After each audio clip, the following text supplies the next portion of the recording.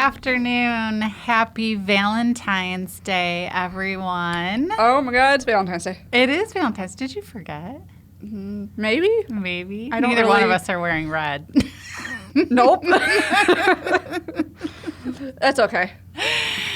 So today, because it's Valentine's Day, it's all about love. This week is also, if you did not know, Random Acts of Kindness Week, February 11th through the 17th. So while Whitney is repping our Let's Talk About It t-shirt, yeah, I'm repping our Kindness Matters t-shirt. So today we don't have a guest, obviously. So it's going to be kind of rando today. We're going to just be talking about love and kindness. And it's probably going to be a little chaotic. It might be. I got a story, so it might turn into a whole conversation. We'll see. Awesome. Well, then I feel like maybe you should start the conversation. Oh, man. Okay. The pressure's on. Pressure's on, man. I'm just going to jump right into it then. Okay. So, love and kindness, and you had said to me earlier, which, before I forget, happy birthday to On a Dragonfly's Wings.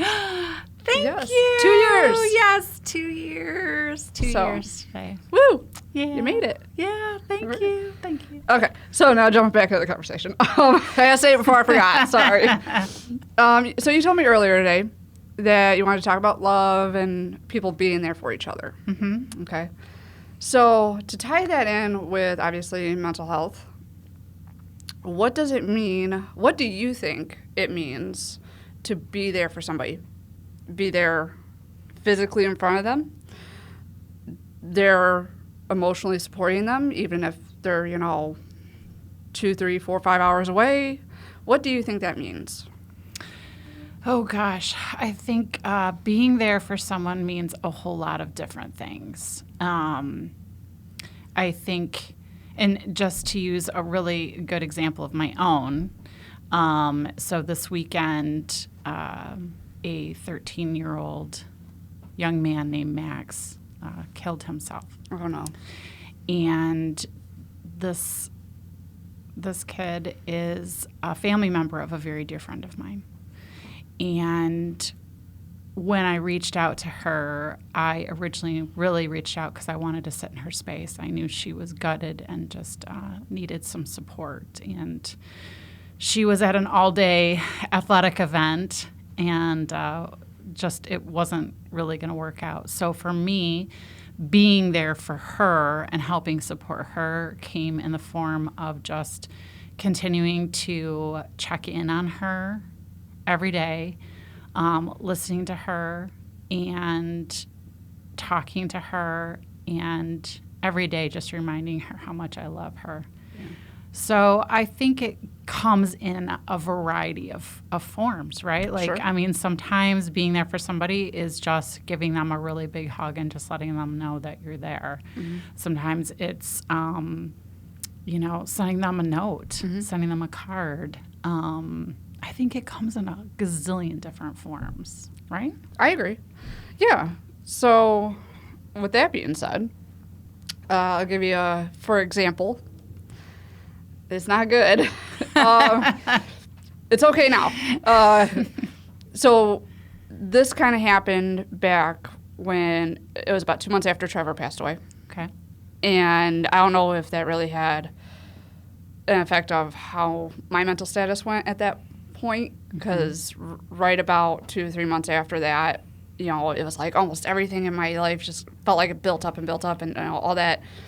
I don't want to say negative, but, just problems that I didn't work out with people or, just kind of built up in me, even if it's the littlest thing, right? Right. So it all just kind of built up. And it didn't come out the right way.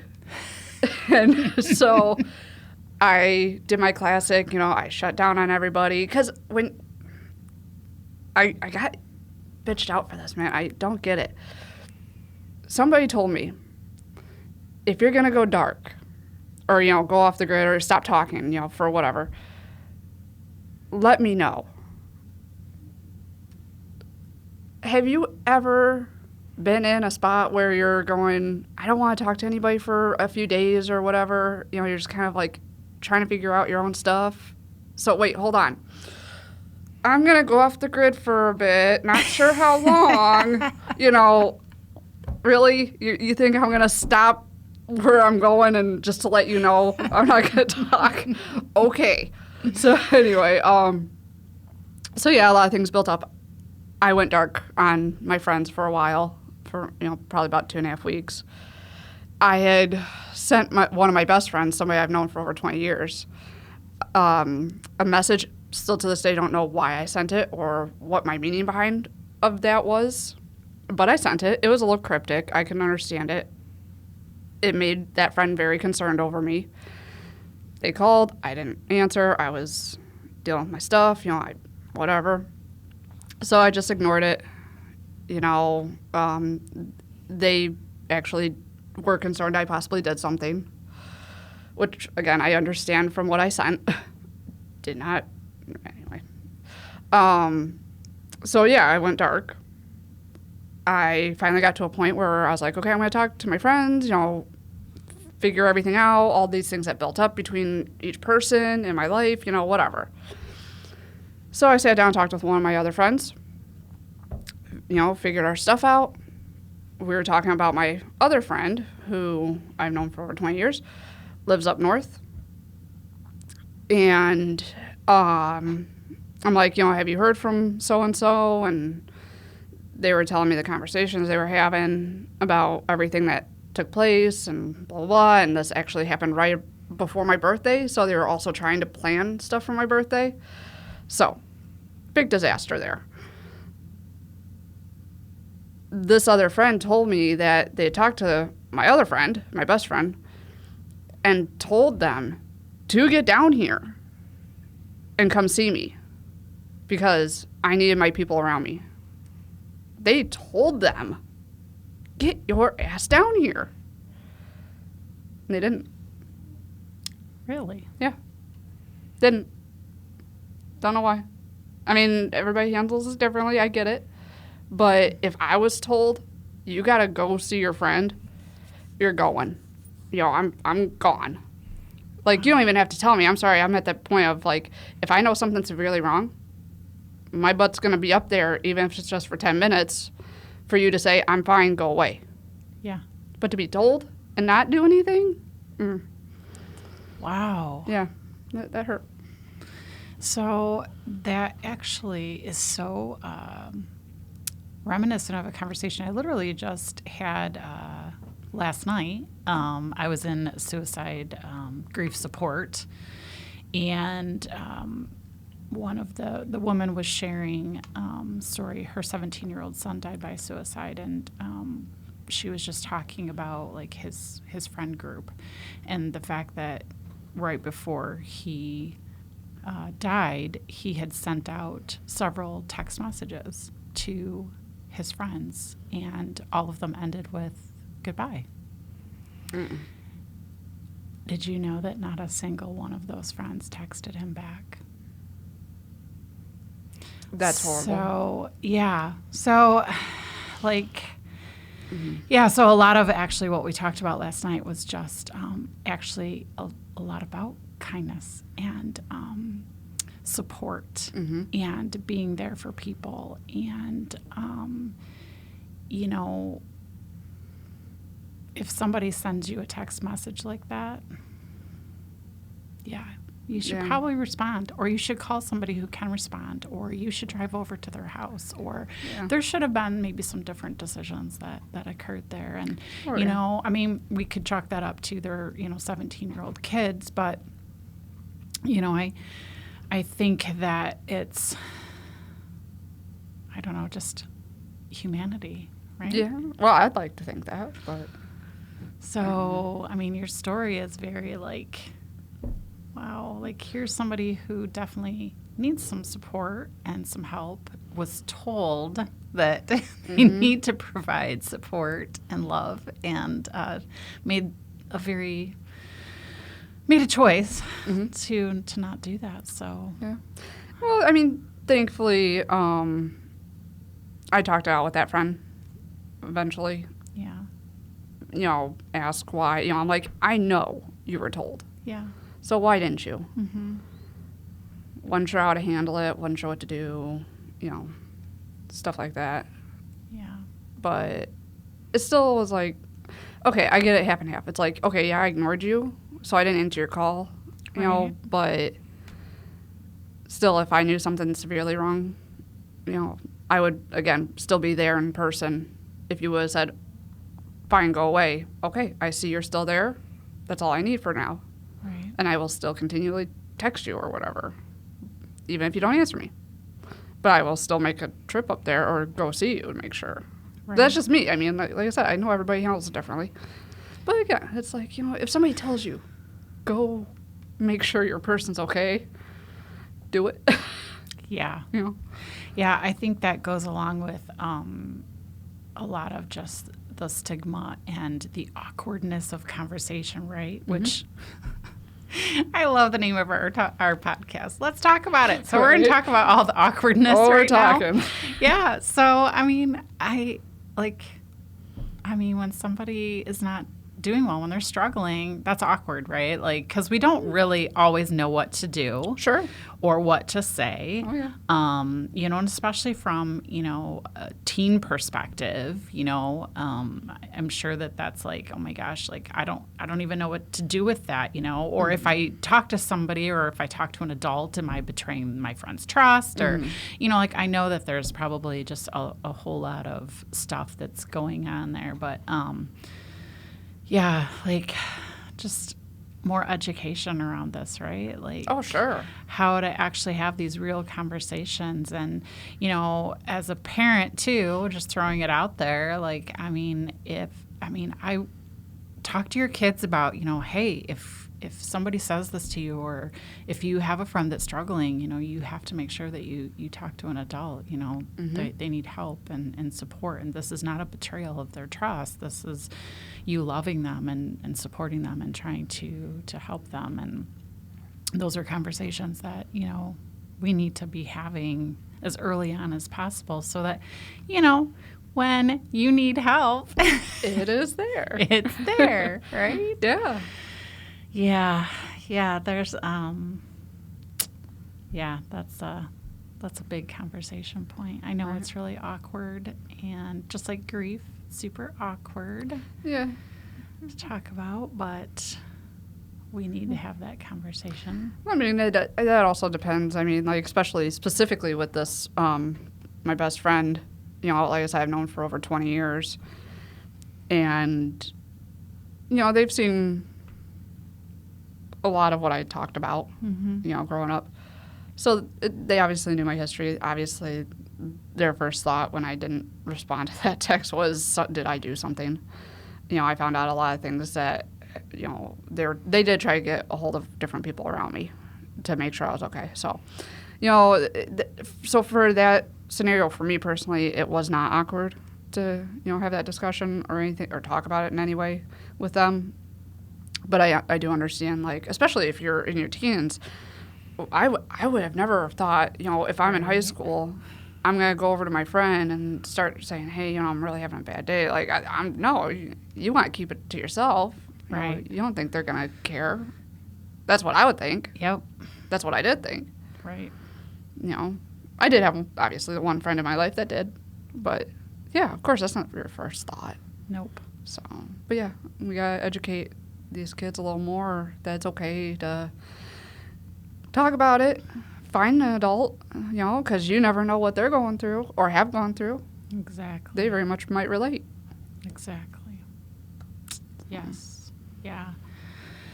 And I want to shift a little bit too, like, because some of the conversations I've had just in the last week have just been kind of astonishing. Have you ever, like, as an adult, like, hit like a post and just started reading the comments, like especially on the community pages? Yeah. And I'm just gonna say, like, kindness starts with all of us, right? Yeah. And You don't get that all the time in the comments. No, reading the comment section of just about any post is the heart of humanity to me, because people are just either really loving and supportive, or they just hate people. They hate life, and I don't even know. I don't know what to do with half of the comments. I will give you a really good example. So a friend of mine who lost her daughter to suicide 2 years ago, she is doing a presentation, and it's specifically for vaping, cannabis, that kinds of stuff. Okay. And only because she really believes, she's done some research and she's partnered with some psychologists and different things, and she's found some research that leads many of us to believe that some of that could lead to suicidal ideation. Okay. And so she's doing this big presentation. She sent me the flyer, and I decided to promote it for her because she really believes that this had something to do with her daughter's death. And we decided to, as an organization, promote it via a sponsored ad. Okay. That was ugly. I cannot even tell you the comments that got thrown out on there. I had to block probably, I don't even know how many people. Almost every comment, I had to block the person and then hide their comment. What were they going after? What was so... Some of them, like one of them was really bad. It was, this is just your... hope at redemption for not feeling guilty about the death of your children. Oh, no. Yeah. No. Another one was no. F you and your war on drugs. Oh, no. I mean, it ran the full gamut of nastiness. Yeah. No. Yep. No. Yeah. I'm sorry. That's so irritating. Come on. And so I guess for me, here's the thing. Regardless of how you feel on the issue, right? You may be really pro it. You may be really against it. You may be, I just like more information because I don't really understand it. There's a lot of different perspectives on it. And I guess no matter the issue, I don't care where you stand on it, there's just no reason for that level of nastiness. There just really isn't on anything. And that just boggles my mind, and it just goes back to, we're always talking about how mean kids are and how, there's this huge bullying problem and, social media and just all this stuff. Yep. Where do you think that starts? It starts with adults. Yeah. It starts with their parents. Exactly. I mean, they gotta learn from somewhere. Yeah, if we can't be civil and say nice things, how can we expect our children to do that? I mean, we're setting an example for them, right? Our kids are reading all these same comments on social media that we are. So if we're putting it out there, it must be okay. Right. And I'll say just not make it sound like every single parent out there is, not trying to teach their kid the right way of, not bullying people. Right. Because there are parents out there that, it's like, don't say this, don't say that. That's Absolutely. A bad thing, Yes. And the kid, I'm sorry, still has a mind of their own, so they're going to do whatever they choose to do. Yep. So not all parents, Correct. Yes, teach them. So. Yes, very true. There are many parents who really promote love and kindness, and I'm not saying that everyone's perfect and we're all going to have bad days. I recently read a meme that really cracked me up, and it was something like, I sit over here preaching love and kindness, but why couldn't you bleeping turn on your turn signal? So we all do that, right? We'll be sitting in traffic and be like, are you kidding me right now? Yeah. You couldn't have Oh yeah. So, like, we're not perfect No. by any means. No Nobody human is. is. But I just feel like there's a level of difference Sure. sometimes in how you react to things. And, yeah, taking a step back Yeah. and taking a breath before we keyboard warrior or say things that, will hurt other people on Right. the other end. Because that's the other thing, too. Like, when you're responding to things, it's an actual real live human on the other side who has feelings just like you. Yeah. Well, see, that's the worst part, especially with social media, is because it's a double-edged sword. Because obviously, you have freedom of speech. You can say whatever, pretty much whatever you want. So you have, your good opinions, your bad opinions, or, depending on who you're talking to. So it's like, okay, yeah, you got your freedom of speech. You can say, if you disagree or agree with something. But where do you go if I say this and they don't like it? How do I say it in the way I agree or disagree with it, but not hurt the other person? Right. Yeah. Like, That's there's tricky. a little line there. Yeah. So it's like, you can't just not tell people, you can't say a negative thing against this or something that you disagree with. Right. I mean, It's a fine line, right? oh, it is. Yeah. Yeah, for sure. Yeah, very fine line.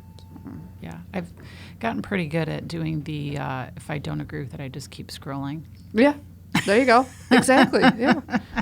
Yeah. I mean, you're never going to get away from those type of comments. No matter Exactly. what platform or what show or what content you do or create, you're always going to have it.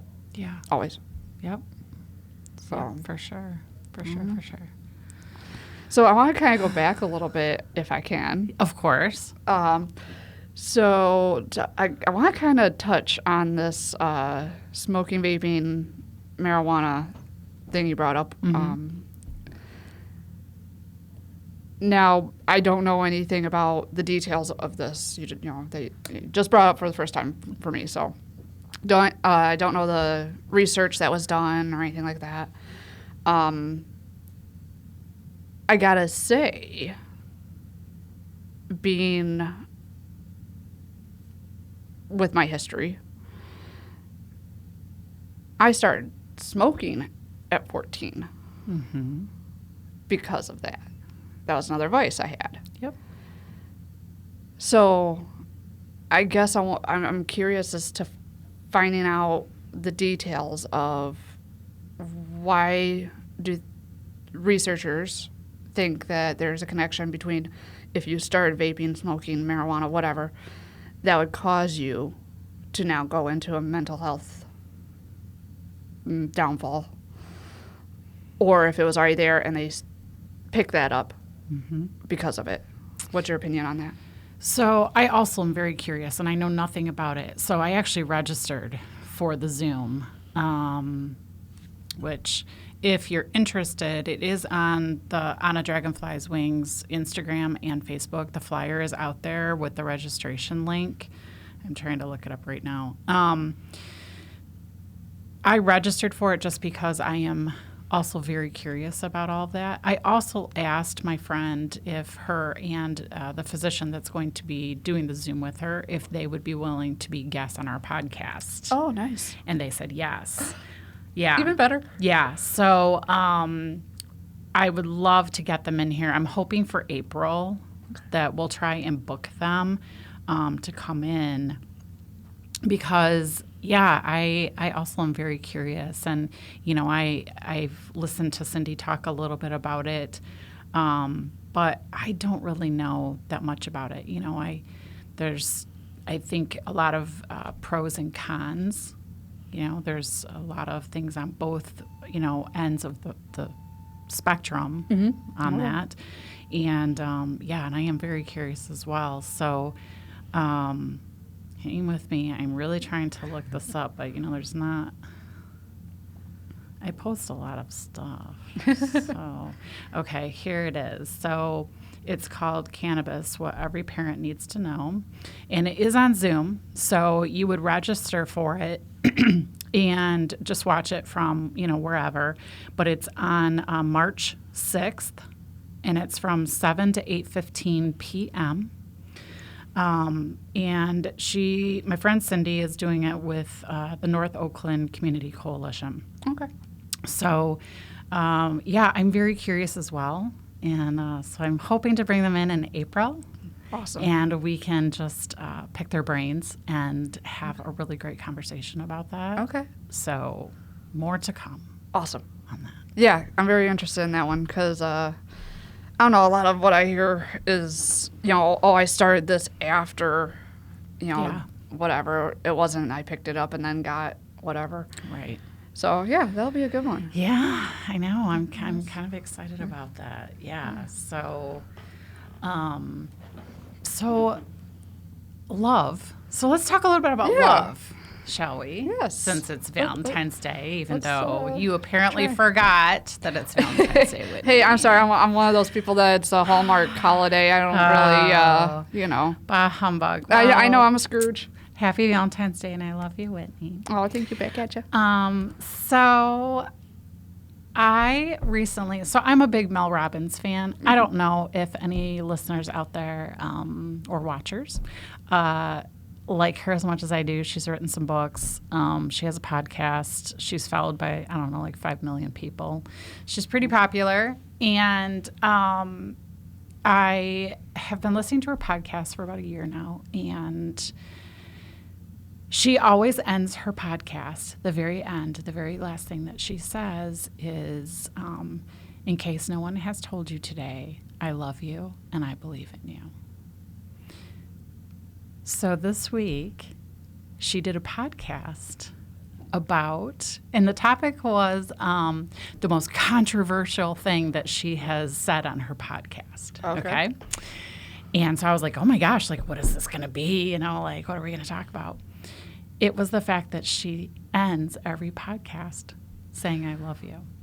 That's the most controversial. Yes. Oh. Okay. that was a curveball. Right? I know. Who would think that, the words I love you would, right, create such an uproar. And she read a couple of the voicemails that she has received from those who are a little bit disgruntled about it. And it makes me sad. It makes her sad. Like she was talking about how just it makes her very sad that people were not loving that so much. My question is, what were the comments that they disliked about it? What was their reasoning? So a couple of them were, how can you say you love me? You don't even know me. Oh, okay. Mm-hmm. Which, okay, whatever. But I feel like, what's that quote by Martin Luther King that says something like, you don't have to like everyone, but you should love everyone, right? Yeah. And that's really what Mel Robbins was trying to say. You're right, I don't know you, but I can still love you. Mm-hmm. And I can still believe in you. And I can, believe in the future you and who you can become and who you are. And, I'm sure that with some of these people who just didn't like it, it saddens me because were they, just not told they were loved very much in their life? That's what I was thinking. I was thinking a little deflection there, a little, even though I've never seen you or talked to you, but I'm listening to your podcast and I hear that and it's making me uncomfortable, so I'm going to deflect it and go into, denial, really. Yeah. Maybe. Yeah. So, nope, you can't. No, don't like it. Don't say it. That's where I went. Yep, me too. Which is just so sad. There's got to be some childhood trauma there and just maybe some other things. Maybe, a really bad relationship occurred. I don't know, but it just really saddens me that that's a trigger for people, Oh, yeah. And it was a great podcast just about how and why we love people. And she tells this story, and it's much better, of course, if you listen to her podcast and listen to her tell the story and have it, come from her. But she tells the story of this high school principal. Mm-hmm. So there was this school that was considered like one of the dangerous schools. Like nobody wanted to teach there, nobody wanted to be a principal there, and every year their principal turnover was one a year. Oh my God. Just every year they had a new principal because it was dangerous, and they just couldn't seem to make a difference, whatever, and so they would leave. And this one woman became principal of the school, and back in the day when there were PAs, I don't know, do they still have PA systems in schools? I don't know. I think so. I'm dating myself. Okay, so if you still have PA systems, it's basically, or if you don't, here's what it is. So you can sit in a school office and you can push a button and you can broadcast to classrooms or to an entire school building. And I would think they still have those, but maybe not. No, it's probably a mass text message, to everybody. I have no idea. Totally dating myself here.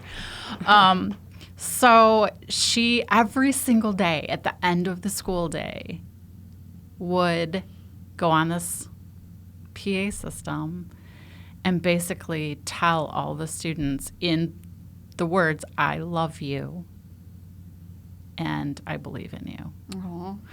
And she turned the school on its head. It went from a 14% graduation rate to a 94% graduation rate in 3 years. Yeah. Oh my God. And it was all because she fed these kids love and kindness, respect, support. And she gave them hope, right? That, they can do big things, that they're not, they're better, right?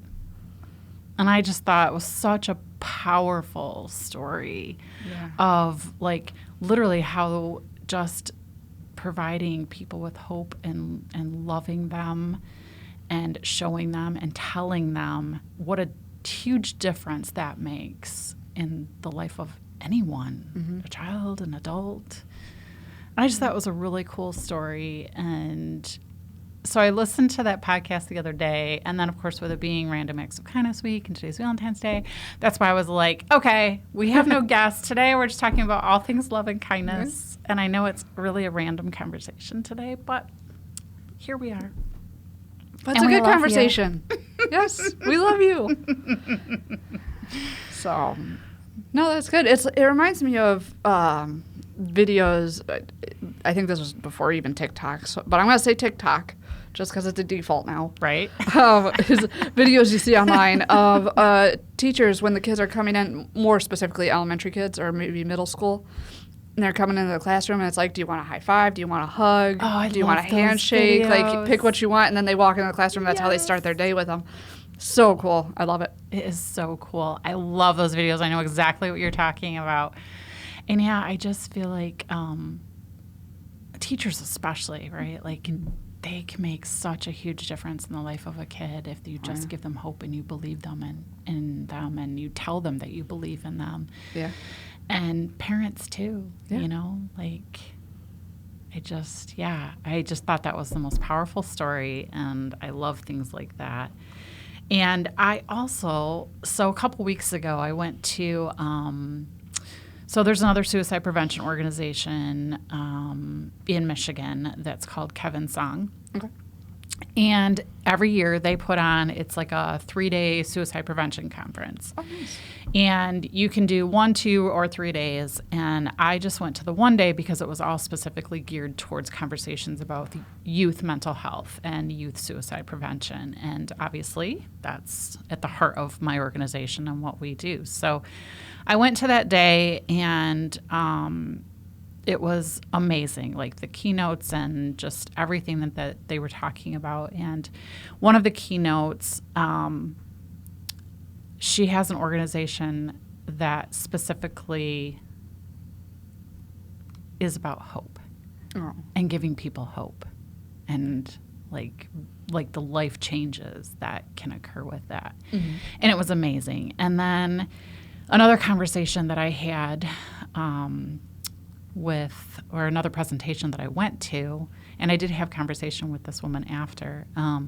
So it's a principal, and she's in a school district in Oakland County here in Michigan. And she's an elementary school principal. And the things that she has done in her school is just amazing. Like the culture that she's built there of just love and kindness and respect, and not just with the kids, with her staff. Oh, wow. And so I'm going to give you one really great example that she talked about, and I just thought it was really cool. So she says every new thing that she wants to try in the school with the kids, she tries on her staff first. So they have these weekly staff meetings, right? And she was saying that she put a pile of Post-it notes in the middle of the table, and she told the teachers to write down one thing that they wanted her to know about them. Okay. So, like the first day, like not everybody did it. Some teachers did, some didn't. But they were like, random things like, oh, I have a family, or I like to go up north in the summer, or whatever. So they were kind of like, whatever. And she was like, I already kind of knew those things about those teachers, but like this was like the opening door, right? Right. So what she did is with each teacher that submitted something, she followed up with them individually. Ooh. And just said, so you wanted me to know that you have a family. I would love to hear more about your family. So like she followed it up and actually had a conversation with them. Right. So like they knew, right, that she cared enough to actually ask them and have a conversation about it. And she said every week at the staff meeting, same thing. She put these pile of Post-it notes out, told them to write down one thing that they wanted to know about her.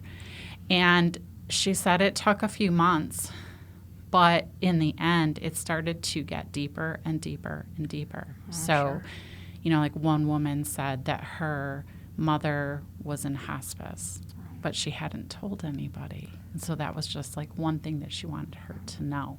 So then she was able to follow up with her and talk to her about, and just kind of sit in her emotional space and, provide support for her.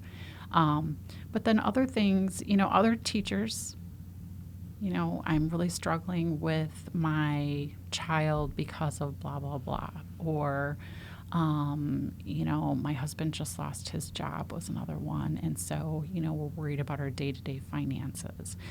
And so she got to really know her staff on a very personal level, right? Yeah. And she had these teachers start incorporating it into their classrooms. So, and it was for all levels. So even kindergarten, it could just be like, they could just draw something because, they can't always write. Oh, sure. So they could write or they could draw something. But it was, again, just to kind of open up that conversation. And again, like it started out really generic, like I have a dog or, whatever. But then it got to be where, I didn't eat yesterday because my family doesn't have any money. Yeah. My hands get cold at recess because I don't own any mittens.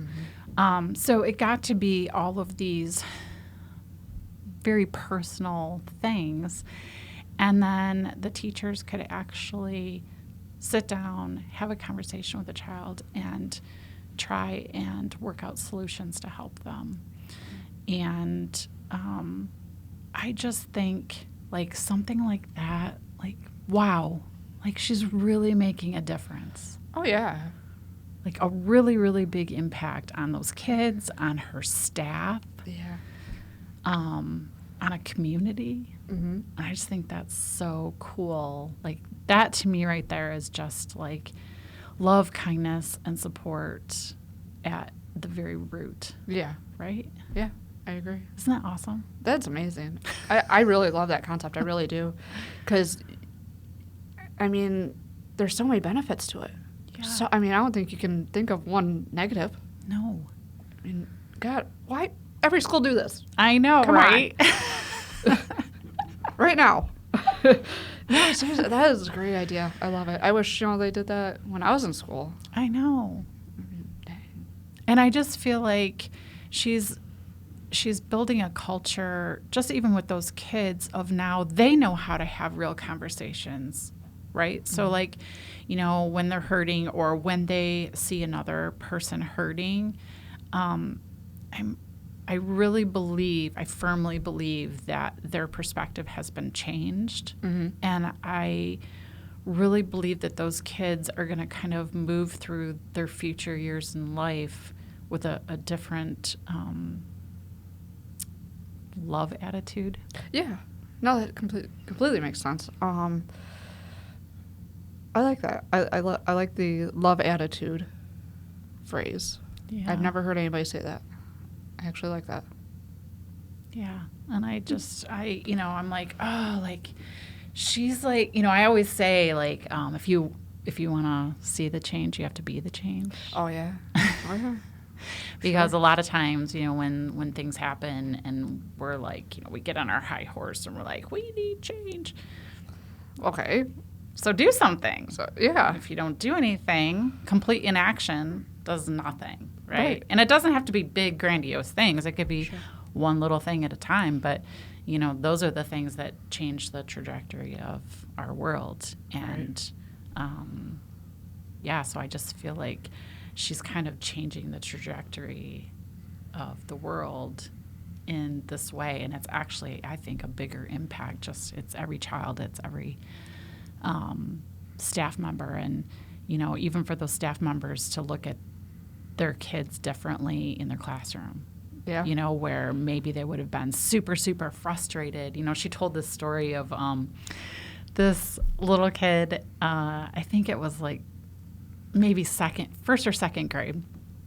And he had picked up a chair and thrown it in a classroom, which, I mean, big no-no, right? Yeah. Like, a lot of bad things can happen. You could hurt somebody, like a lot of things. And so this teacher had sent him down to the principal's office. And this principal was like, why did you throw the chair? Did the chair do something to you? Did it, was it mean to you? Like, and he was like, no, chairs can't do that. And just through a lot of like kind of just asking questions and talking to him, she came to find out that this little boy's parents work early in the morning, and so it's his middle school brother who's getting him ready for the bus. Wow. And they were in a big rush that morning, and his older brother accidentally knocked a chair that hit him. And so literally this chair represented a literal chair, kind of. Yeah. That he was just upset about that situation and what happened. Oh, my. And, I think our typical reaction as a human being, when a kid throws a chair in the classroom is, whoa, like, holy crap, like, what's happening? Like, this kid's got... Yeah, drop the attitude. Yeah, like, drop the Yeah. attitude. Like, I don't care what's going on, but we don't throw chairs in the classroom and, whatever. Yeah. But because this principal has this different culture and was able to really ask the questions and get down to kind of the core of everything, she was able to really talk to him and have a conversation about, how he could more constructively, deal with his emotions about what happened that morning and, maybe looking at it differently. His brother was also in a rush and, he didn't really intend to do that. And just, talking to him differently. And then she went back and followed up with the teacher and, talked to the teacher. This is what happened and, whatever. So that everyone is kind of on the same page. Yeah. Right? And I loved that because I feel like too many times, even as an adults, we say things or we do things and, there's typically a reason behind why we say or do something. And, I think if we just kind of stopped and took a breath and, okay, that's not really like Whitney to say or do that, Right. there must be something going on, and then delving deeper. I don't know. I really believe in that whole real conversation piece. I know I've said it a million times, real conversations, but I'm going to keep preaching it. Yeah, and that's all you can do. It took me the longest time to realize it. So if you start at an early age, then you're going to grow up knowing what to do, how to do it, and that it's okay. Or else now you're going to be stuck growing up and trying to find your own way. But yeah, I agree. Yep. So yeah. So there you have it. Yeah. That wasn't too bad. Come on. I know. I think that was good for, love and kindness. I know. Seriously, this has been the most random podcast today. You're always going to get one. You'll always get one no matter what you do. So we promise that we actually have real guests coming. Yes. Actually, our next podcast, which is February 28th, right? Yes. Okay, so February 28th, we are going to have a friend of mine. Her name is Brooke Bendix, and she is the owner of Therapyology in Bloomfield Hills. And she has a therapy group that really works primarily only with children and with parents, and trying to help parents with struggling kids. So she is going to come on and give some really great tips on how, as parents, you can work with your kids who are struggling, and how you can have conversations, and what does that look and feel like, and resources and support and all of the things. And I'm super, super excited to have her come on and talk about all of that. And then in March, we've got a couple of other guest speakers. We have Stacy Puzio is going to come in from Clarkston School District and talk about their wellness department and all the things that they're doing for mental health for kids in the school district. Yes. I'm a little biased because I work with them a lot, and I love what they do, so I'm really excited. And then we're going to finish out March with a really hard conversation with our friend Kate, and she is a recovering alcoholic and substance abuse. And I asked her to come on and just share her journey. What that's looked like. She has a family with young kids, and there's a lot going on there, and I'm really excited for her to come on and talk about the hope of recovery and what it's done and for her and her family, and what that looks like, and all those things. So those are just the next few. Yes. But we still got a long lineup. Yes, we do. So this is at least the last random conversation we're going to have for a few months. Probably. That's okay, though.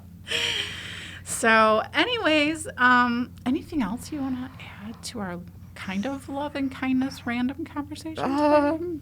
Oh, gosh. Nothing off the top of my head. I mean, just be there for people. Just listen, talk to them, tell them you love them. Yes. That's all I can say. Yes, tell people you love them all the time. Yes. Make it super weird. Oh, that would be fun. Right? Oh, now I'm going to do that. Dang it. Oh, I got so many people that text now in different ways. Right? Right? I mean. You just gave me a good idea. Awesome.